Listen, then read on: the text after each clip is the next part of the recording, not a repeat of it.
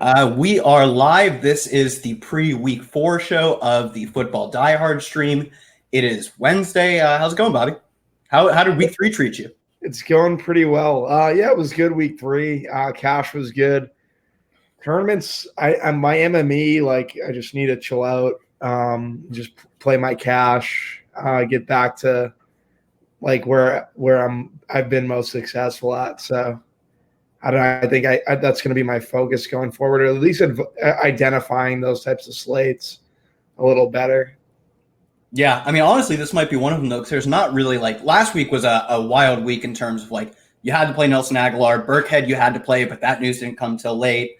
Kyle Allen was pretty much free. If you were frisky, maybe Daniel Jones was, he was in that range. So, yeah, there was kind of a lot of the obvious plays. This week, not so much, although there's still, a few that you just have to play. So, let's get into it game by game. Let's start with the first game I have here. We have Carolina as 4-point dogs against Houston. 47.5 point total. It's risen a 1.5 since opening. It's early in the week, so that's a lot of sharp money coming in on that side. I would start with saying, I will ask. I'm not even going to ask you if you have any interest in Kyle Allen, just because, yeah, of course he played well. He got to play the Cardinals last week. Playing the Cardinals is pretty much free money as a quarterback, but he's 100 less than Daniel Jones. I'm playing Daniel Jones all the way over him, and then maybe I'm paying up for Russell Wilson. So I think he's a fine quarterback, but you just if you're looking for a cheap quarterback, I want either volume or just the best matchup. And Daniel Jones is obviously that. Still think his weapons are good plays, but for me, I'll probably be looking more at McCaffrey is the most obvious, especially as the only high price running back with the Wayne Gallman savings we're about to get. Play McCaffrey, forget about it. Just lock that in. And then I love running this back with Will Fuller. I think Will Fuller in tournaments, I am strongly, if it weren't so heavy ownership on Terry McLaurin, if I didn't feel like I was being so contrarian by playing Will Fuller at the exact same price point, he would be a borderline cash play for me, given the volume he's getting. But I guess it'll be Terry McLaurin because of the ownership.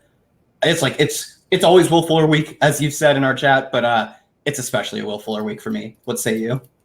Yeah, in tournaments, it's always Will Fuller week. It's funny, once again, he's priced right where the chalk is going to be.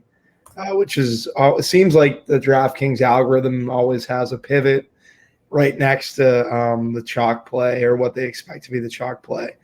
Yeah, you pretty much touched on everything. Christian McCaffrey is a really good play. He's the guy that with Gallman I'm probably paying up for in cash games. Curtis Samuel's another good play at 4,600. I like him. Kyle Allen, I'm not going to chase Kyle Allen. If at 5,200, yeah, but the points that quarterbacks have put up versus Arizona, just because with their pace of play, I'd rather just play Daniel Jones. It's just the common sense play. And DeAndre Hopkins is another guy at 7,700, who I think with the recent success of Keenan Allen and him being 100 cheaper for tournaments, DeAndre could go a little bit lower owned. I feel like everyone's just going to pay for Allen just with the usage that he's been seeing. Versus Miami in the slot, and Hopkins would be someone I'd consider as well. I think the usage in the Houston passing game is also a little congested, I would say, than usual. Kenny Stills, Kiki Gute, I think they're hurting Will Fuller. Obviously, DeAndre is going to get his touches, but that would be my only qualm with playing Will Fuller. Yeah, I'll actually double check this right now, because I know in week 2, Will Fuller was not hurt by the presence of any of those receivers. Week that was Coupe's first week back, right? He didn't play week 1. Yeah, week 3 was actually a very spread out. 7 targets for Fuller, 7 targets for Hopkins, 7 targets for Stills. Stills getting that work hurt pretty much everyone, and Will Fuller was only second in air yards. So yeah, I think definitely makes me confident that Terry McLaurin is the play in cash. That point you bring up is Trey Quinn's not competing for targets with Terry McLaurin. Jordan Akins is someone who also Justin mentioned in the chat. He had the two touchdowns last week. I feel like he's another weapon that they might have or emerging. Not that I'm going to play him in anything, but something that could also someone who could also eat into Fuller. Or one of these secondary receivers off of Hopkins. So that would be another reason why I'd be less interested in Fuller. But the air yards for Fuller are very, very enticing. Yeah, Fuller has 36 less air yards than DeAndre Hopkins. I think if anything, Akins right now has a 5.5 ADOT. He's not eating into Fuller, but he certainly will be eating into like specifically Kiki Qt. So yeah, that kind of just eliminates anyone not named Will Fuller or DeAndre Hopkins for me. And Kenny Stills getting volume. He actually would hurt Will Fuller. The dude's like a deep ball god, much like Will Fuller. So like that makes sense. I guess any interest in any running backs or Deshaun Watson before we hop into the next game? No, I'm not going to play Deshaun, and I'm not going to play any of these running backs. I feel like you could play Deshaun with how fast Carolina plays. So, and he's at home, but he's 6,400, and I'd just rather play Russell Wilson versus Arizona. In terms of the running backs, McCaffrey. That's pretty much it. Yeah, and I agree with Deshaun. Like he's viable. He just isn't like really particularly close to being the best play at his price points. Like I don't think it's bad to play him. Like Deshaun's dude's a baller, but like just doesn't fit into what I'm doing this week. So let's move on to the Cleveland Browns are 7-point dogs at the Baltimore Ravens. 45-point total. It's dropped a point since it opened at 46. This game's interesting because Cleveland was the stone cold chalk in terms of like betting the over, buying into Baker Mayfield. Just like the hype around them was hilarious, and they've been like they've gone out like busters so far. So what do you make like if like this wouldn't really line up to be the bounce back spot as like road dogs against a really good defense? So I guess are you buying any of the Cleveland offense? And I guess what do you make of Mark Ingram's garbage 3 touchdown game? I am not happy about that. Road dog Mark Ingram gets 3 touchdowns. Yeah, I feel like we can touch on Ingram first because that's the relevant DFS like basically topic, I would imagine. 6,600 in terms of the price increase after the 3 touchdowns versus KC. I have no interest in going there, especially in a PPR format. He's just not the type of running back that I want to pay for at that price. He doesn't fit the DK format in terms of like scoring, and he's also Mark Ingram. Like I just don't want to pay that. Cleveland's run D, I just feel like they could do well in like holding him down and preventing another game like he just had versus the Chiefs. And then Cleveland, like the Baker Mayfield, Odell. I like Odell's right under Keenan Allen. So I feel like you could take a shot there in terms of tournaments, especially versus Baltimore. And just his aptitude to take a 7-yard slant to the end zone is always something I like with Odell. Baker's just inviting the noise. I don't know why. The greats kind of quiet the noise. I'm not really a Baker Mayfield fan right now. An interesting play on the Cleveland side, I feel like, though, is Rashard Higgins. If he plays at 3,400, he would be someone that I'd be interested in. If I was playing tournaments, he would be the one guy. And then on the Baltimore side, if that top cornerback's still out for the Browns, Denzel Ward, I'd probably have interest in Marquise Brown. Marquise Brown is like similar to Will Fuller, where like GPPs, it might just be like, yeah, you have to have exposure every week, especially like you said. I think last week both Greedy Williams and Denzel Ward were out. I'm not sure their status. That's something we can talk about Sunday morning. It'd be a good time to update on that. So we're gonna get behind on these questions. So let me hop in here real quick. We've got like 6 of them. So let's start. Do you know if the New York running backs are going to sign in free agent running backs? I would anticipate that they do. They worked out the GOAT, Zach Zenner, generational talent, awesome player. But regardless who they signed, there's a decent chance they don't play this week, just like we saw last week. Paul Perkins was picked up by the Lions and was a healthy scratch just because he didn't really get a chance to look at the playbook. So at this late in the week, it's probably not going to be a starter or a player at all for them. But yeah, I would imagine they do end up. Dude, Zach Zenner's out there. You got to get him. But yeah, they will probably get a running back at some point, and that will muddy things after this week. But for now, don't worry about it, Wayne Gallman. Let's see. Should I start Hollywood Brown this week? I've got 2. I got to start 2. My other choices are Juju, Curtis Samuel, and D.D. Westbrook. I'm going to throw out D.D. Westbrook. You're definitely starting Juju. So for me, I'll throw this over to you. Curtis Samuel or Hollywood Brown for you? I like Hollywood Brown a ton. If Denzel Ward is out, he would be someone I'd definitely consider, especially with the usage being so concentrated to him in the passing game for Baltimore. Curtis Samuel's a really good play as well. If I had to pick one in season long, I'd probably, I don't know. I like the upside. I always like the ceiling of Brown, but Curtis Samuel is a great ceiling as well. And we've seen Kyle Allen throw him his first touchdown I don't know. I'm going to throw it back to you. What are you thinking? I'm still pretty confidently on Hollywood Brown, like the obvious number one receiver in his team. Sure, they're getting a little more, like a lot of work from their tight ends, but to me, like you're getting that same work out of Greg Olsen. And then like DJ Moore's obviously the number one in this team just in terms of targets. Like it's very clearly he's the better receiver. At least he's who they want to believe is the better receiver. So yeah, I'm just going to take the volume here with Hollywood Brown. But they are similar players, so I understand the trepidation. All right, next one. I'm with you with Hollywood Brown. Like I feel like the concentrated usage, you always take that. Yes, just take the volume, and go to the bank. Who should I start this week, Rivers or Rodgers? I'll let you answer this one, but I will say Rodgers is a glorified game manager at this point in his career. So get wrecked, Aaron Rodgers. Yeah, I like Rodgers, especially in Green Bay, and he wanted me a millionaire maker. So I'm never going to knock Rodgers at 6K. If you want to go Rivers for Keenan Allen, Austin Eckler, if you want to stack those guys. But I like Rodgers. I don't mind Philly coming into Green Bay. Green Bay is going to have to pass. Team total is relatively high at 25.5, 25.5. Trying to find the team total for the Chargers is 30. So, yeah, maybe you could go to Rivers, I guess. I have Rivers projected a little higher than Rodgers as well. I like Rodgers. I would always side with Aaron Rodgers over Philip Rivers. I'm going to cut through your bias, and I mean, you have it projected that way.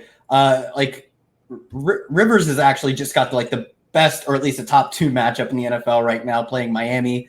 They've gotten just roasted by every quarterback they've played, and Rodgers is sort of turning into this touchdown or bust guy, which he used to be better than that, and now he's kind of very blinded by my bias. So I would side with Kyle.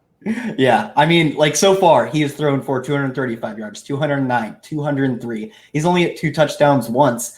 Yeah, he's played some baller defenses, no doubt. Broncos, Vikings, Bears. Broncos not looking that great, but Vikings, Bears for sure. But if he's that good, he should be able to beat bad or good defenses. Excuse me. So yeah, not awfully interested in him anyway. I am in a 12-team PPR league. I drafted Cam, been scrambling to praise him, picked up Josh Allen, Kyle Allen, Keenum. I need to drop someone to pick up a kicker. Should I drop Keenum? Yeah, just drop Keenum. Just drop him. I don't he's a bad quarterback, and you've got a really good quarterback in Josh Allen and a fine enough backup. Also, I have Breida and Ronald Jones, leaning towards Breida with the timeshare and Coleman coming back.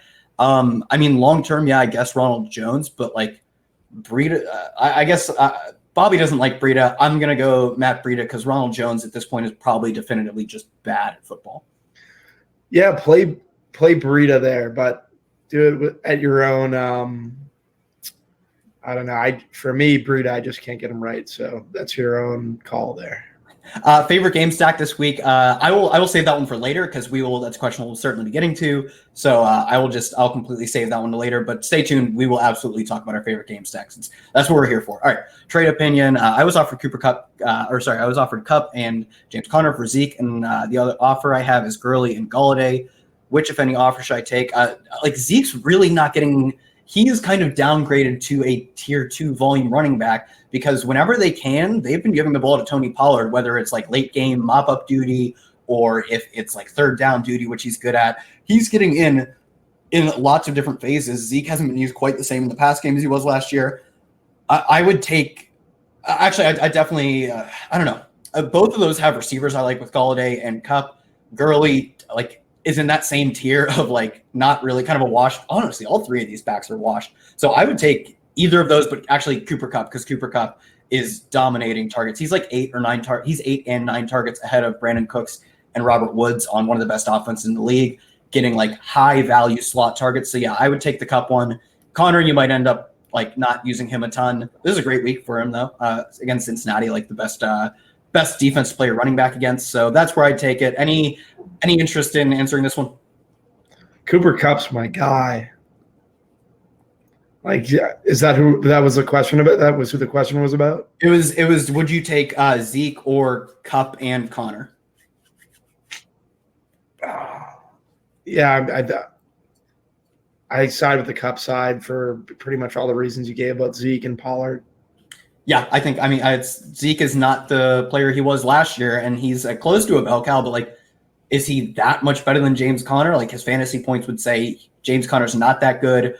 Zeke is pretty good, and Cooper Kupp is great. So I would take great plus James Conner for whatever it's worth. Yeah, that offense pretty much runs through Cooper Kupp at this point. So yeah, absolutely. All right, so let's hop into our next game, the premier game of the week. Total is rising right now, which is surprising. These tend to fall when they start so high. But Kansas City visiting Detroit. Kansas City 6.5 point favorites. Total is up to 54.5. It's not necessarily do you want to stack this game. It's just like where do the values lie and how much this game do you have. So I'll let you start with that. Yeah, so I think Sammy Watkins is in a really good spot in tournaments at 6,700. And I also think he's viable for cash games. Demarcus Robinson at 5,200, I think, is a solid play, and McCole Hardman as well. The guy that I'm not totally in love with is Travis Kelce in the Kansas City offense at 7,200. I think Patricia will do whatever he can, like last week, to kind of take away Kelce as he did with Ertz. And we've seen him do with Gronkowski in the past. I'm a Patriots fan, so last year's Week 4 game, that was pretty much the case. And it turned out to be the case this week as Ertz was chalk. With Tyreek Hill there, like Ertz is pretty much the guy that you want to take away. So I like the off receivers off of Kelce. On the Detroit side, Kerryon Johnson's probably a cash game play at this point. Kenny Golladay is a great tournament fixture in terms of like your MME builds or someone who kind of busted in a good spot last week as Philly kind of funnels to the number one wide receiver. So I like him at 5,900, and TJ Hawkinson at 3,300 I think is a strong play at tight end for the value. Where are you going? So news broke today that Danny Amendola not playing. I think if anyone that would definitely benefit TJ Hawkinson, who's probably the most likely to run the more shallow A-dot routes. Well, we'll talk about that more on Sunday as we become more clear. He could just dude's probably 35, so he could just be getting veterans rest. But I think that would definitely be a strong positive indicator for TJ Hawkinson. I think Golladay is a solid play. I can never get myself to play Marvin Jones. I think Kerryon Johnson is a great value play, but there is a solid, he's 5,400 on DK. There is a decent enough chance that he just gets game scripted out of it. He hasn't been. There are a couple pivots in that range, but yeah, there's a decent chance he gets game scripted out of it. It seems like there are his floor. Yeah, I think he got 20 carries last week. His floor isn't the same as some other running backs with 20 carries. Now his ceiling is Detroit just is able to go to town on Kansas City defense, a lot of offenses are because of defense is bad. And he Mark Ingram's his way to 2 or 3 scores. That is any running back's ultimate ceiling against Kansas City is you put up a lot of points and they just happen to fall in the running back's lap. But he's more of a tournament only play. I very much agree with the fate of Travis Kelce, not quite the same dominant player in terms of targets as he was last year. Right now he's got 25 targets. That's tied with Greg Olsen. That is behind Darren Waller, behind Zach Ertz, behind Evan Ingram by 4, 5, and 5 targets. So he's not the stone cold lock best tight end in the league right now. And in terms of fantasy points, he's just behind a few of those guys. I think he's right behind Darren Waller, right behind actually a decent amount behind Evan Ingram. So he's not the stone cold lock I feel at tight end. So I agree with your kind of calling that. And I'm always willing to play Sammy Watkins and I'm always willing to play a Chiefs receiver when I don't think they're going to be highly owned. So yeah, and he's in a really good spot too in that situation. Unless he gets Slay. I just don't know. It's going to be who's Slay going to be on? Do we know? I don't know. Is he a dude who will shadow the dudes he plays? Also, I'm kind of he will shadow in the slot, but is he really going to be off one? I don't think Sammy Watkins is going to be deemed the number one receiver in this offense. He might see Demarcus Robinson. He might see McCole Hardman. I don't think it's going to be Watkins. He could see Kelce too. Patricia played number one, has played cornerbacks on tight ends in the past. I don't know. For me, I'm waiting to see that, but I think Watkins in the slot is in a smash spot if Slay doesn't follow him. Slay has followed in the past, though, just to keep in mind. That's something, catch us Sunday, 9 a.m. Eastern time, I believe. You can check up on. I'm somewhat of team, fade defense, fade cornerback matchups are not awfully predictive. So, I don't really mind. Defense does matter. Hardly. Especially tell that to Patrick Mahomes. It matters if the coordinator shows that it matters. In Green Bay, it doesn't matter. But, in other places, they'll completely go away from their number one receiver. It's just a matter of how the coaches see it. Yeah, Atlanta against running backs, another case where I will concede defense totally matters against like running backs there. So there are like one-off scenarios that I'll totally buy into. So let's move on to our next game. We've got the Oakland Raiders now without Ryan Grant facing the Indianapolis Colts. They're 7-point dogs. Game with a 44.5-point total. I'm okay. So I'm interested in Marlon Mack if T.Y. Hilton doesn't play. Hilton did not practice today, I believe. So that is a pretty negative sign when your guy isn't practicing in the middle of the week. So if that's the case, Marlon Mack is probably just going to get all the work for this offense. I'm not taking any shots on any of their like secondary receivers. Normally, when you have a number one receiver go out on offense that's put up points, I'm totally interested in playing their like 30 whatever 100 receiver who I think is going to be the number one. I doubt they have that. Basically, all the receivers from Zach Pascal to Deion Kane to Paris Campbell have not separated themselves from each other in any way. In terms of targets, let me see here. They are 5 targets, 3 targets, 6 targets. So Chester Rogers, 4 targets. Like it's going to be spread out. I don't have any interest in taking a shot at any of those guys. I still think Darren Waller, like incredibly viable play. They finally priced him up. I want to say he's 5,200, but I believe he might lead the NFL in targets for a tight end. He's probably actually behind Evan Ingram, but like the volume he's getting is still like you can always convince me to buy that volume at like below 5,500 for a tight end. Yeah, I liked Waller last week, and you called that. It was Dalvin Cook run it back with Waller, and if you ran those lineups, very sharp call. Nice. Yeah, job. I was looking at that. I didn't do enough of it. I had some of it. I definitely didn't do enough. In terms of the Indy side, I think Marlon Mack's a guy at 6,100 who's going to be considered by a lot of people for cash games. How do you kind of see it that way or no? So before he will be considered by a lot of people for cash games, like even regardless of the T.Y. Hilton news. I mean, he's a 7-point favorite at home. The dude's been getting a lot of work. And before this season, he averaged like 1 reception a game. That's like Sony Michel numbers. And I've already sworn off ever playing Sony Michel again for that reason. But I want to say he's gotten like 3 catches or 2 catches in every single game this season. So given that he moves more into that role, I'm much more open to that idea. I still don't think he's like one of the best values on the slate. If T.Y. Hilton doesn't play, it sort of moves in that direction, but there are plays I like better. Yeah, no, I think if T.Y. doesn't play, it's definitely a play that I like, especially because Ebron and Doyle's usage is so split. I guess the next guy you would kind of go to would be Mac. How are you feeling about my boy Jacoby Brissett? Have you had a change of heart? We're always adjusting. It's a Bayesian process where we always adjust. I still think 7%. He's got a 7% touchdown rate. I still think that's incredibly unsustainable. Without T.Y. Hilton, I don't know. I find it hard to trust him, but like I certainly admit I've been wrong through 3 weeks, and I'll be wrong again in my life. So I'm not like I won't rule him out.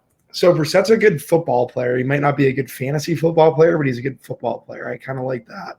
On the Oakland side, not much from this game. Like Hunter Renfrow, I think gets a boost with Ryan Grant being cut. He'd be the guy that I consider at 3,800. I'm not going to pay 5,700 for Tyrell Williams, although some people may because Grant's usage has to go somewhere. But for me, it'd be Renfrow. Yeah, the thing is, Grant, he started week 1 because everyone on that team was dead. And then week 2, he didn't get the start. He still played. Week 3, he was healthy and active. So, like, if you look at, like, his past 2 games, like, there's not a lot of, especially, I mean, last game he literally didn't play. So the volume he leaves behind to go around has already gone around last week. So I think this moves the needle more in terms of ownership percentage now. Hunter Renfrow enter people's pools more than actually moves like any realistic projection. So I have no interest in like Hunter Renfrow. Tyrell Williams, like just not priced to where I want to play him. Like he's a fine enough play, especially negative game script. But I'm not Tyrell Williams. I'm already over it. But you've lost the Tyrell Williams shine is already worn off. Yeah. Yeah, I don't have any necessary urge to play him. Like I get the volume argument, but I don't really care. Let's move on to the next game. We've got the Chargers. What? There's just better plays. Yeah, exactly. Like it's a fine. Like I'm not going to say it's like an egregious play. It's just like I want to go for the highest like plus EV plays I can find, or like giant correlation plays, and he just doesn't meet any of the criteria I look for. So let's move on. Chargers playing Miami. They are 16.5-point favorites. The lowest Miami's done in the past 2 weeks. Good for them. Good for you, Miami. 43.5-point total. I mean, I am genuinely like, should you just play? Obviously, you're playing Keenan Allen cash. I'm not gonna like. There's literally no way you don't. But I'm convinced that you should also play him in tournaments. Like, does that? Like him? I don't think. I think it is so minus EV to not play Keenan Allen because when you look at expected points, he is leading the NFL by a wide margin. Expected points just being like volume adjusted for distance from the goal, like line of scrimmage. He is so by far and away. I want to say he's like 75 or 6 expected points. McCaffrey at 65 or 6. The next guy's at like 56. It's a bunch of running backs tied up there. I know you don't believe in this, but I like film watching and stuff like that. Like I don't really put a lot into that, but I just like to watch highlights. Obviously, Keenan Allen's like an unbelievable route runner. It's so insane. Like some of the things he does on the football field. It's kind of terrible that Phillip Rivers throws him the football. Like every game late, he's just so like it's like the same action, roll to the right, throw the ball away, and then like it's 3rd and 10 and I don't know. But that's not going to be the case here versus Miami. Like they're going to blow them out. Like Keenan Allen, like Eckler. Melvin Gordon's getting back. Getting a lot of questions about Melvin Gordon. Is he going to cut into Eckler? How's he going to be used? Honestly, like, is Melvin Gordon that much better than Austin Eckler? Like, I think they like how their offense has kind of been working with Eckler. So I think Eckler's not going to really see much of a like downtick in playing time. He obviously not like. I feel like they'll be both used more in like a 60-40 split. Like, so obviously he's not going to see the usage that he is seeing. So it would be some sort of a downtick, but I think Eckler's still definitely viable in that Danny Woodhead role. Miami, we don't want anything there, but I know you like your guy, Preston Williams. Why don't you get into that? Yeah, so Preston Williams finally jumped Devontae Parker in air yards last week. Probably the first time because Devontae Parker's was like the ultimate air yards buy low, but it turns out he actually just sucks. So Preston Williams, actually a genuinely good player, got 12 targets last week, like around about 130 air yards. And I want to say he was pretty close to hitting last week. I want to say he got a handful of red zone targets, like 4. There is a good argument for in tournaments. I think if you want to play Keenan Allen, it's sharp to run it back with Preston Williams because Keenan Allen's going to be super chalk. I just think, like you've talked about it, for tournaments, a large part of the strategy is play lineups you think can get into the green and then let variance like score a lot of touchdowns. Like it's not like you can't predict. I've been doing a great job of. I know your cash line has been good. I would just like, if I were you, I would just like tweak your cash line. My cash line, I think, are like A+, but like my tournament, like I usually run a cash in tournament. Just how the slate's breaking, I've gotten off some things. It's been tinkering Tom too much. But yeah, like for this week, if you want to run a like cash-esque lineup and then pivot Terry McLaurin to Will Fuller and then like, I don't know, run it back with somebody else. Like I haven't really thought about it too much, but like just make 1 or 2 pivots and still have a very similarly like high floor lineup. Like I think that's a solid strategy. But yeah, I think like Keenan Allen is like the epitome of get into the green, like reach the breaking point in cash, and then hopefully like some of your players score touchdowns. Get into the green and let variance carry you the rest of the way. No, I'm with you. I think that's the way to go. Always build that way. Yeah, so like we talk about typically we talk about running backs being good chalk to buy into. I'm convinced Keenan Allen is the good chalk to buy into at wide receiver. Leads the league in targets by a wide margin, air yards in a bit of a smaller margin. Market share of air yards 45%, market share of targets 36%. Like no offense has run through receiver more in the NFL than Keenan Allen. I'll be well overweight on him in tournaments. Outside of that, if you were not up on the news and you're listening to this, Austin Eckler will still be the starter, and Melvin Gordon not playing this week. Basically, is the gist. He starting to practice tomorrow. So I guess if you're watching a replay of this, starting to practice Thursday, won't be playing this weekend. And I agree. Like you would have a very easy time convincing me that Austin Eckler is better than Melvin Gordon. Austin Eckler is damn good. Austin Eckler is really good, dude. Yeah. Like Melvin Gordon's not that good. Like, and you're not gonna get good. He's good, but he's not a super running back. He's all right. He's not Le'Veon Bell. Like, there's no they basically like set it to him by not really hold out at all. Austin Eckler is closer to Reggie Bush than Melvin Gordon is to Le'Veon Bell. I told you in the beginning of the season, Godwin was better than Mike Evans, although last week was kind of. Talent-wise, I don't disagree. It's just Mike Evans, like wide receiver year over year, is a lot more predictive than running back. So it's kind of easy to say. Like the guys who were good last year probably going to be good this year, but like talent-wise, you're not going to get another argument from me. Let's move on. We've got Washington versus the New York Giants. Giants are 2.5-point home favorites. This total is flying up right now. It's at 49, open at 46.5. Like for me, my only concern is that Case Keenum is bad, and we've seen one game from Daniel Jones. But at the price, Daniel Jones, 5,300. Why is Keenum bad? He basically has a history of being awful in the NFL except for one season. Yeah. A large sample size of that too. It's not like if you said Kyle Allen's bad, I'd be like, hasn't he started 2 games? Like he could be good, he could be bad. That's where I'm at with Gardner Minshew. Like his college profile wasn't better than Kirk Cousins. If I was Minnesota, I'd still want Case Keenum. I for me, like Daniel Jones is the play in cash games. I feel like you're in this game. Oh yeah, Russell Wilson. Last week I said like Kyle Allen was clearly the play, and I think Kyler Murray was like he's the 1B, but it's a gap. Like you're playing Kyle Allen this week. Russell Wilson's the 1B, so you're playing. Danny Dimes is just so talented, so talented. I mean, I can't believe people are knocking him. Did you see that Francesa? Like he has no Daniel Jones, and now then he was like a week ago. He's like all he talked about in college was how good his arm was. Yeah, so just like last week, 4 rushing attempts, 28 yards, 2 scores, and like he did that in college too. Like it's not a fluke. He's very much. We get the rushing equity. I'm all in cash games. Let's go. Yeah, especially with Saquon Barkley being out. Obviously, Wayne Gallman's going to pick up a lot of that workload, but it's a very possible they take to letting him drop back more. He ends up scrambling more. I like volumes there. This Washington defense is so bad. They've given up 30. The negative correlation with Gallman and Jones, though. I think I've talked about this other weeks. Basically, just like the positive value getting from them it outweighs the negative correlation, which absolutely is. I don't disagree, and I feel less confident about the running back chalk this week than I have at any other point because I don't think Wayne Gallman's very good. But he also is a pretty adept pass catcher, so like there's that. I think it's mostly a value play, but it is like you're not wrong. It is a negative correlation there with especially a rushing quarterback. Well, it makes me think about Russell Wilson a little more, but I think Jones is the play.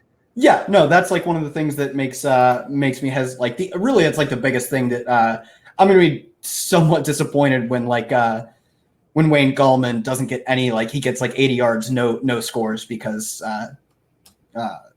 Danny Dimes took them all. So, but it is what it is.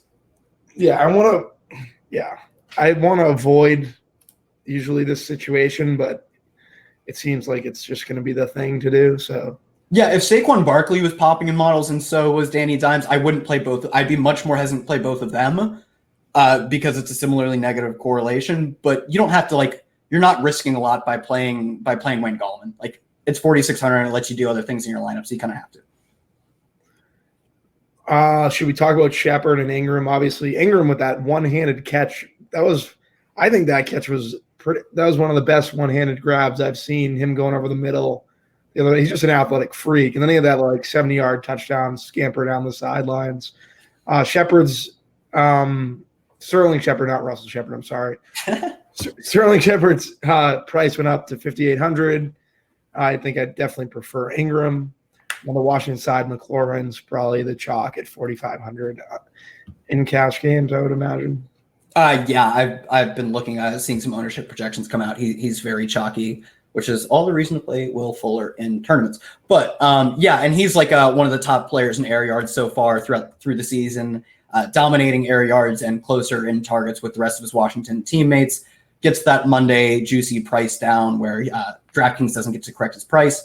Really no reason not to play him. I'm going to call a quick stop and let's answer some more questions. We have a lot of questions, so it's exciting to see this is kind of growing. Hey guys, I'm desperate for tight end. Should I pick up Jimmy Graham, Jack Doyle, or trade for a tight end? If Jimmy Graham's out there, he was a dude who was got decent volume, like tight end 1 level volume last season and just didn't score. And the one thing Aaron Rodgers players do or Aaron Rodgers weapons do is score touchdowns. I generally think if you're trading for a tight end. Oh, I didn't realize. We're answering questions. You're like, No, my phone. I clicked the Twitter feed. I didn't realize we were live on Periscope. oh, cool. Yeah, I think if someone sees that you're desperate for tight ends, they're probably going to try and rip you off. Jack Doyle, I'd wait and see with this T.Y. Hilton injury, but he's not a bad pickup either. I still think Jimmy Graham, like, usually if you're streaming tight end, you're just trying to bank on a little volume and a touchdown. This is kind of a good spot for that. So I like that. Let's move to the next one. We've got need a quarterback this week, Kyle Allen, Dalton, or Keenum. I'd probably still lean Kyle Allen, but I guess Case Keenum does get like the great matchup. I don't expect him to be a good play going forward, but I guess Case Keenum or Kyle Allen for you, Bobby. Yeah, Case Keenum or Kyle Allen. I'd probably go Kyle Allen. Okay, cool. Because I didn't really want to tout ever Case Keenum, but how do you feel about Will Dissly in tournaments? Don't you worry. We'll get to Will Dissly. I'll save that one for later. What is the average point to win a cash game on FanDuel? Bobby, do you know this off the top of your head? It varies week to week. I would try to hit 130s. All right, cool. Yeah, Will Dissly. We'll get to. Maybe a little high. We will get to Will Dissly, you sweet angel. What is a fair trade offer for Saquon Barkley? I don't know. I would probably consider giving up like a, I don't know, high-end RB2. It's like, I don't know, it's probably going to be extremely variant from like league to league, so it's hard to give sweeping advice. And also, I am not like awfully confident in Saquon Barkley coming back at 100%. They initially projected him for like, I want to say like 4 to 8 weeks missed, then it came down to like 4 to 6. Like coaches and coaching staffs are just generally so optimistic on injuries. And really, if they are a 2 or 3 win team when he comes back, there'd be no incentive to play him. Like if they're 11 or 12 games into the season, say he has a setback and they're closer to 13 and they have 3 wins, it could be a David Johnson situation where there's like, don't let him play the rest of the season. So in terms of season long, I'm probably just not awfully looking to acquire him, but I would maybe sell low on like your James Conner or maybe your Joe Mixon, who just turn out their own like bad offenses. So that's where I'd go with that one. Yeah, I think. We have questions. I'm back. What? No. So we have. I'll throw this one to you, Bobby. Prescott or Watson this week? Prescott or Watson? I'd probably go Watson. Is that a bad take? No, like it's just. No, we didn't ask. Like, where's the game? Yeah, Prescott, I guess. I don't know. Let me pull. I'll just run it quick. I'm sure neither of those are bad takes. They're both really good players. I like the Watson matchup. Actually, both their matchups are pretty good. I think the New Orleans defense is certainly better, but he has a slightly higher projection. Who does? Watson. Yeah, I'm fine with that. I don't think either is a bad play. Who will be the lead back for the 49ers after the bye? I don't know. Matt Breida, but like Jeff Wilson literally leads the league in red zone attempts, and Mostert is getting in as well. Like they're not going to have what we would traditionally know as a lead back. So like that is what it is. Who's your favorite sleeper play? I think we'll get to actually. For me, it's Will Fuller. I don't know. Like obviously he's not like the craziest sleeper. If you want like the deep stuff, Preston Williams, but that's where I'd go. You call them sleepers, I'll call them pivots, but I mean they're essentially the same thing. Let's hop into our next game. We have a crappy, ugly, poopy game I don't really care much about. We've got the Titans playing the Falcons. Falcons, 45-point total. Crazy that you'd use those adjectives to describe a game in a dome in Atlanta, just with a Titan secondary that isn't great. Atlanta's defense, but it is a really terrible game. I mean, the thing is, I don't think this Titans team is going to challenge any of their opposing offenses, but I think their defense is all right. They're going to get into a lot of like low-scoring losses, I think, and that's a recipe for me not caring. Pretty much. No, I get where you're coming from. I don't love much here either. Calvin Ridley is on the injury report. I expect him to play. I think he was like a limited practice day. On the off chance he doesn't play, Julio Jones is like an awesome play, and Mohamed Sanu, I don't know what his price is. It's probably too high because he gets like 5 catches a week, so his price never drops to like $3K or anything crazy, but like he would still be in play. I can pull up his price real quick. And then 4,100. What? It's 4,100. Yeah, I'd rather play Will Fuller and Terry McLaurin at 4,500 by a lot, actually. The ceiling's not high with Sanu, obviously. Yeah, exactly. And yeah, And McLaurin apparently has a pretty solid floor. He's got 5 catches and touchdown every game. Don't know about touchdowns, but catches, if they're going to run through him that much, probably has a similar. Ridley Fitz, like, be tough to get away from Julio. Yeah, absolutely. Julio is like an immediate smash play if Ridley sits for sure. I don't anticipate to happen, so I'm not going to spend too much time on it. I will talk about I guess Derrick Henry completely out of play for me. I'll pretty much never be playing Derrick Henry. He has to be like maybe if they ever play the Dolphins at home, I'll play him. See, but it is versus Atlanta, so in tournaments, like I'm not like opposed to it. I know why like you wouldn't go there, but for all the reasons that we don't want to roster running backs like Derrick Henry on DraftKings. But yeah, I get it. Any interest in Devonta Freeman? They have Ito Smith and Kenyon Barner both in concussion protocol. If you're in concussion protocol, I don't think you're even allowed to practice, so they are not practicing yet. If they don't set up, or if they don't suit up, that will leave Brian Hill and Quadre Olison, who last week were healthy scratches. Like, do you have any interest in Devonta Freeman? I think he's probably just washed, but like volume is volume. They've got a decent team total, like right around 25. I think it jumped down to 24 and a half. So I guess, what are your thoughts on that? Because I don't have any strong takes either way. I'm interested to see what you think. Yeah, you definitely see a usage uptick. Brian Hill was a team preseason guy. I think first week of preseason he was pretty much the chalk.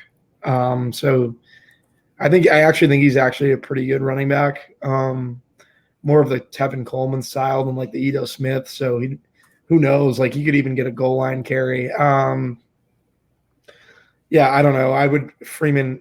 Yeah, I'd consider playing him, but I just have to get more news throughout the week. Yeah, I mean, I would never play him when I think they have like viable running backs behind him.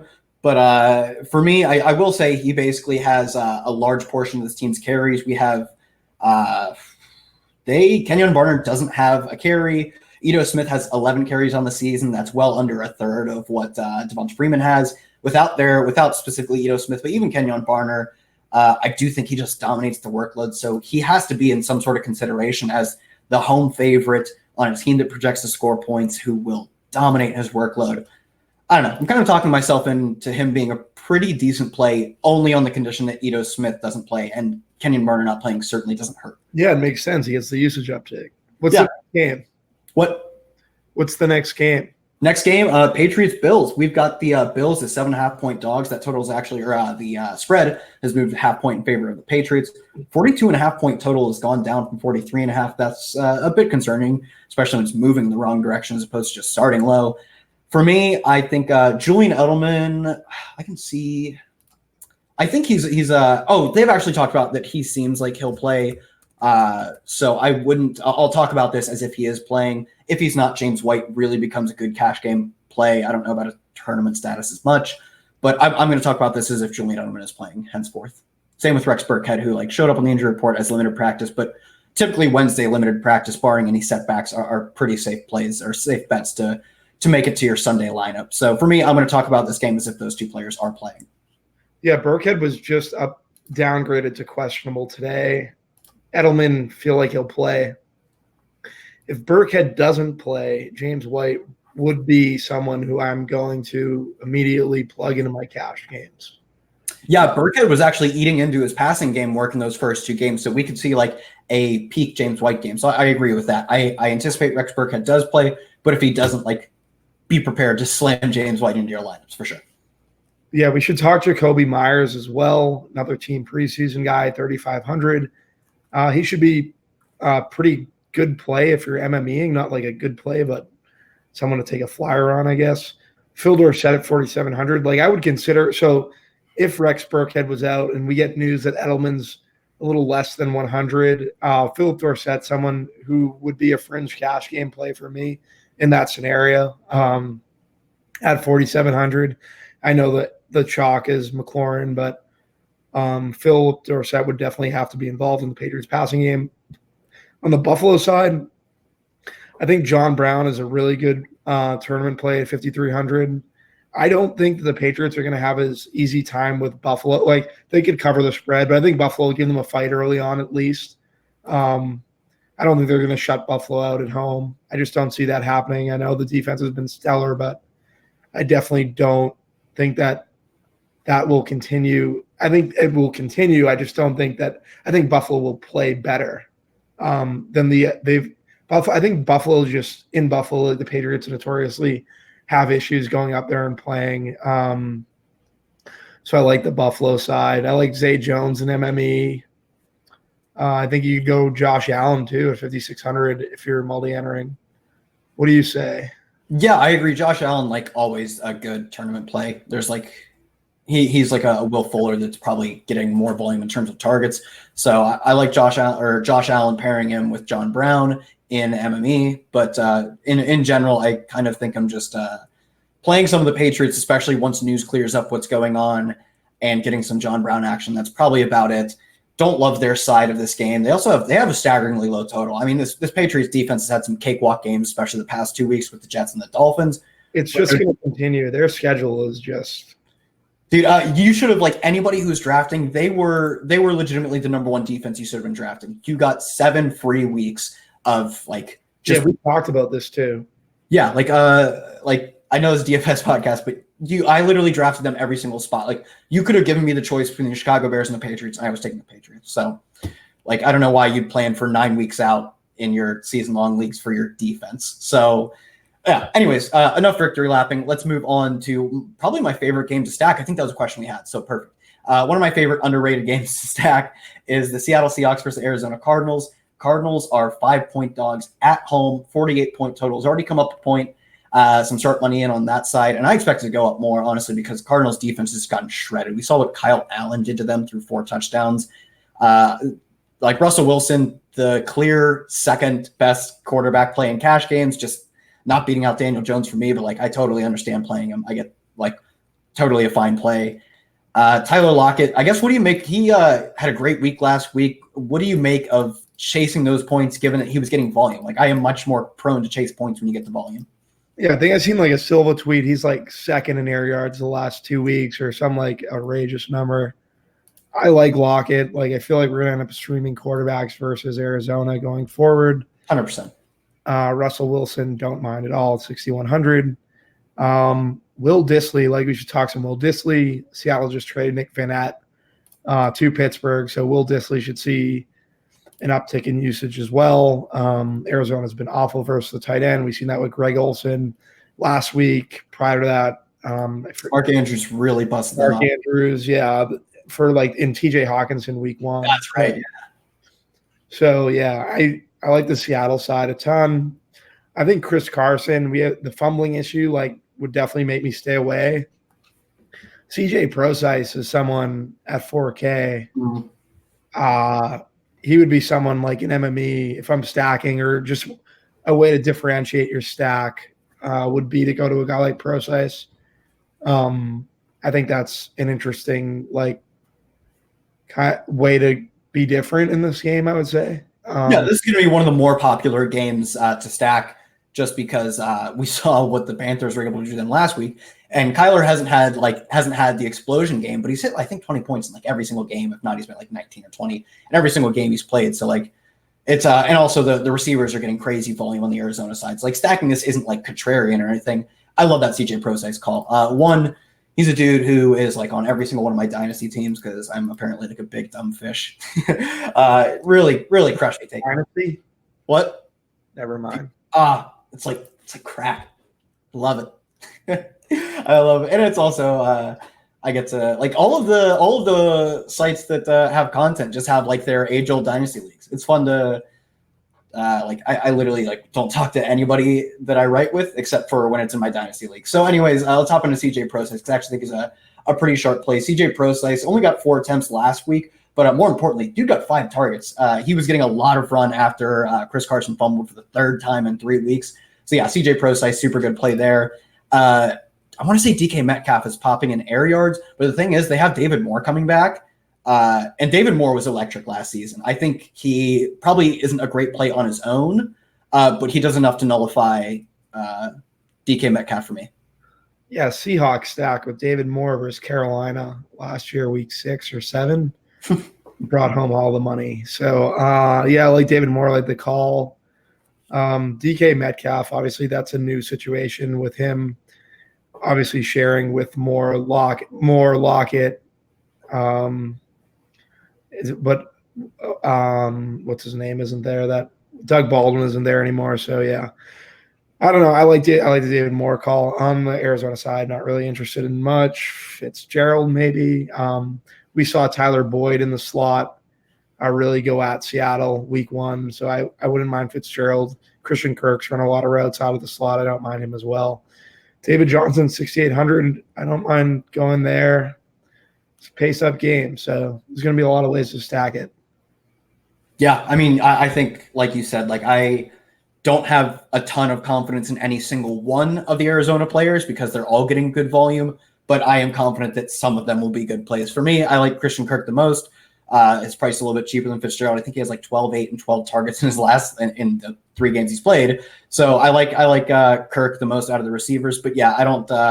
If it's me, I'm stacking this game a lot of different ways because I don't think like there's no surefire number one in terms of their running, their passing, or I guess in terms of their passing, their running is obviously David Johnson.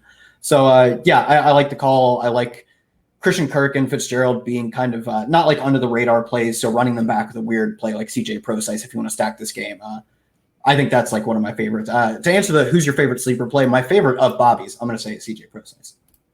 Oh, thank you. I love that call. He's a good player, or at least my dynasty team says. So we've got. I'm going to hop into the next game. He's the Millie a while back. Dude, he's good. On a stack correction. I'm not even messing around. That's sick. All right, so next game, second to last game of the slate, we have the LA Rams are hosting the Tampa Bay Buccaneers. It is a 10-point spread, 48.5-point total. It's dropped 2 points since it came out, probably because the Buccaneers suck at football. Yeah, they beat up the Giants. Congratulations. Like, they're not like an awfully talented, it's really James Winston, honestly, because Chris Godwin's very talented. Mike Evans is less talented, but gets more volume. OJ Howard, I really thought was good, but I'm never playing him, so. Yeah, OJ Howard had a little bit of a better game last week. I think this is pretty much the survivor pool pick of the week is the Rams. I like the Rams here. Cooper Kupp. I would imagine you've already burned your Patriots. So yeah, they are like the second highest spread on the week. I guess you haven't used Chargers yet. I don't know what the remaining schedule. Like, it's all about optimizing remaining schedule. I haven't played Survivor this year, so that makes sense. I haven't really played. I usually play every year. Cooper Kupp would be someone in cash games that I'm just still hasn't been priced up to where he should be. The Rams offense runs through him. It did even when Gurley was running well last season, up until Cooper blew out his knee. I think that Super Bowl would have been a lot different. 6,500. Love Cooper Kupp on the Tampa Bay side. Like, I'm not chasing Mike Evans. I'd probably go to Chris Godwin. Jameis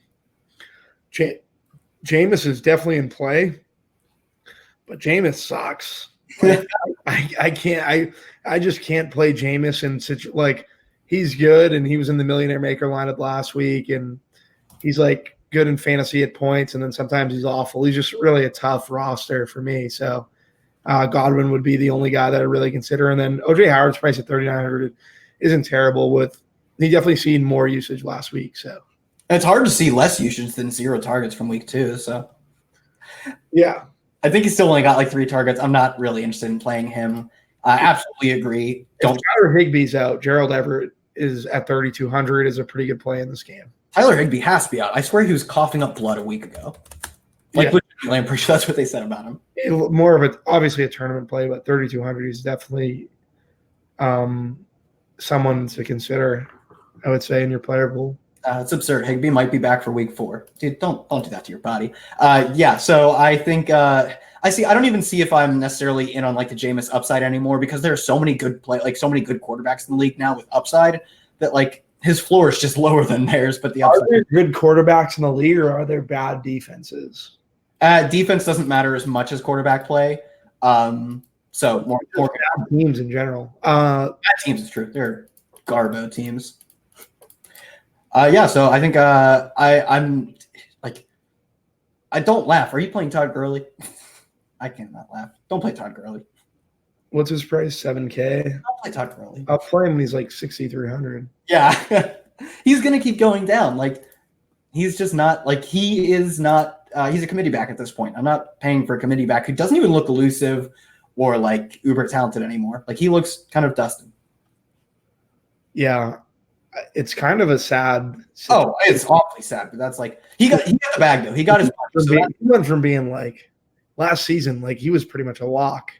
Yeah, no, for 7-8 weeks, and then like he just fell off a cliff. So hey, dude got the bag. At least when he's old and his knees are completely given out because of arthritis, he'll be filthy stinking rich. So at least he got his money at the right time. I am ready to move on to the next game. Pretty good parties out there too. All right, last game of the week we have. I don't even have it pulled up. I just know it's Denver host the Jaguars. Denver's this line's moved 3.5-point favorites, 39-point total, super low total, probably low total of the week. It has come up 1.5. I have two plays I'm interested in. I think both Philip Lindsay and Leonard Fournette are just like good points per dollar plays. They're both like I have like just expected points divided by salary, or maybe it's the other way around. They're both just guys who have outperformed their salary in terms of the volume specifically that they're getting. So, I mean, I like both those plays, but Leonard Fournette on the road as a dog against a good defense, I don't know, kind of not a favorite GPP play of mine because I don't think he's going to score like 2 or 3 times, but not a great cash play. So, I don't know. Sociopaths out there that consider Leonard Fournette in cash this week. That's going to happen. I mean, he's like his if you were just projecting like touches over salary, like you would have him there. And then also if you're like, he's talented. No, I get it. People are going to play him in cash. Like I don't, I'm chasing Lindsay. Fournette is someone who I'm going to have to make a decision on later in the week. DJ Chark, 5,100 for tournaments. Oh, yeah. DJ Chark is legitimately like, one, he's legitimately good at football, and two, he's running a lot of deep routes with a lot of air. Off of DJ Chark. What? Who taught me off of DJ Chark week 1? Was that me? I think it was you. Yeah. I love D.D. Westbrook, so that makes sense. Yeah. It was Watkins. Oops. We both hated him. I think DJ Chark, like he's getting the volume and he's converted it. So 100% like. Whoa, go back. Don't group me into that Sammy Watkins hatred. I said never play Sammy Watkins. I definitely didn't say it like you said it. I just said, yeah, he's bad at football. I don't love Sammy Watkins. You went out of your way to like emphasize. Dude, I'll pull up the tapes. And then like 15 minutes later, it's like a 68-yard touchdown. And it's one of those dreads guys on KC, and it just happened to be Sammy Watkins. And then Tyreek goes down, and he catches a pass over the middle, and it's another 70-yard touchdown for Sammy Watkins. That's just variance. We caught some bad variances. Bad variance, man. Bad variance. So I actually think Lindsay is a pretty solid play in terms of the volume you're getting. Last week, he got 20 carries. Royce Freeman was. Yeah, Lindsay also came up like 900. Right? Like, where was he? 4,300. He's at 51 now, 52 now. Like, I'd rather play James White if Burkhead's out. Like, this isn't a great matchup for Lindsay. I would bet that James White through 2 weeks does not have a ton more receiving game work than it's a better play. I'm not playing Lindsay. Like he's in the pool. Like I understand, but I'm not playing a dude with a 39-point total when Joe Flacco is my quarterback and you're playing the Jags defense. But James White, like I don't know, he hasn't really gotten a ton of run in the receiving game. He's only a good play if Rex Burkhead is out. All right. Like you're not getting your true, but I think he's a good play regardless. Just for me, I think he's a better play if Burkhead's out. He's a game lock if Burkhead. I'm not. You won't get an argument. We'll see peak James White from last season. In his he had let me see here. Yeah, 3 and 5 catches in his first 2 games. Like 5 catches good, 3 catches met. Last season he was getting he had 17 targets in a game last season. Jesus Christ. 17 targets, 13 targets, 10 targets, 7, 8, 9. 14, 10. All right. What's the next? What are we up? Is that it? That's it. You made it, buddy. It's a great show. We have one more question before we go. Who do you play most of? And if you have any more questions in the chat, throw them out before we get out of here. Who do you play most when you play DFS for Rams, Cup, Woods, Cooks? I find it 2 smaller guys always get theirs and Woods more GPP. For me, it's like what? Go ahead. Yeah. You can go first. For me, it's like Kupp is another one of those like Keenan Allen. It's like I get he'll be chalky, but I still think it's so minus EV to play more Keenan Allen. But I still think Kupp it's minus EV to not play him. So I like Cooks as like a good GPP play, but I'm fine with playing Kupp and GPP too, being overweight on him. Yeah, so it's an interesting question. The other night I had Cooks in the captain and not Kupp in the captain, and the winner of that won a lot of money. And yeah, that's on you. You knew Cooper Kupp was a good player. And I knew Kupp was, yeah, but I played Cooks because I like the GPP play in the captain. But then it's just, yeah, it's tough to – it's interesting that you asked that question because the way, honestly, that I would approach it would be by salary and just – usually for me it's Cooper Kupp just because it's a PPR site. Kupp, the offense pretty much revolves around him in LA or goes through him in that way. And then on top of it – but then you can't really take it that – you can't really just say that because slates are dynamic and things are ever changing and you can't just – be like, oh, this is the guy each week. Like, it's not that. It has to do with salary. It has to do with usage. It's changing. So, yeah, what I guess I'll elaborate a little bit on what I say when I mean like it's minus EV to not playing even in tournaments is that like the odds of Cooper Kupp like being a bad play busting for you are not high enough to outweigh the ownership he's going to have. Like with Keenan Allen, the odds of him busting are lower than any other receiver by an incredibly wide margin, given the volume he's gotten. It is not worth it to not roster him for me because his ownership will not reflect that. His ownership should be incredibly high, and he'll be the highest receiver on the slate, and it won't be by a wide enough margin. So that's what I mean when I say it's like minus EV to do that. Kupp kind of falls in the same range for me, and one day he'll get priced up to the point where that is not true, but until that happens, for me, it's Kupp. But like you said, things will change. I'm sure once Cooper Kupp balls out for 3 more weeks, he'll get priced up to like a 7,500 or something. So at that point, we'll reevaluate. Well, Mahomes hasn't been priced up yet, so yeah, maybe not. Maybe it took Austin Eckler forever to get priced up, and he's still not there. Same with Keenan Allen. So honestly, maybe not. Maybe we'll literally be here week 16. Like I don't know, like the bane for every cash game player that just wants to put down a QB because any week it's just like death. Just locking in 30 points. That dude is a god. All right, let's get out of here, Kyle. Yeah, let's get out of here. We have no more questions. Everybody, thanks for tuning in. I'm almost certain this is our busiest live show yet. Most questions by far, most live viewers. So everybody, thank you for tuning in. I believe you can always find these on replay. So if you want to check that out, I'm sure it'll be on the site somewhere. Everybody, thanks for tuning in. Catch us Sunday. Guys. Bobby, your Twitter, Bobby Gomes DFS. Yep. I started remembering it. And myself at Kyle Tweets here. We'll catch you guys Sunday morning, 9 a.m. for the pre-Sunday show. Thanks for tuning in.